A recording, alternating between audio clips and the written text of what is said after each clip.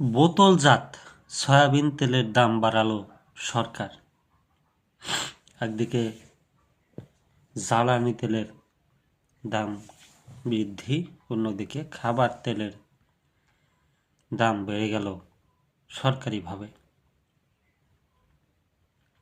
এই যে দৈনিক ইত্তেফাকের একটা খবর, সে খবরটাই আপনাদেরকে পড়ে শোনাই। বিশ্ববাজারের পরিস্থিতি বিবেচনায় দেশে ভোজ্য তেলের মূল্য সমন্বয়ের সিদ্ধান্ত নিয়েছে সরকার।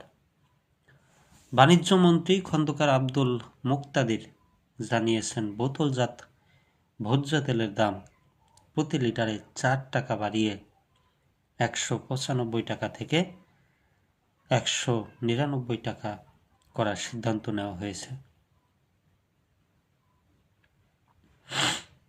বুধবার বাণিজ্য মন্ত্রণালয়ের সম্মেলন কক্ষে ভোজ্য তেলের মূল্য পর্যালোচনা সংক্রান্ত বৈঠক শেষে সাংবাদিকদের আলাপকালে তিনি কথা বলেন।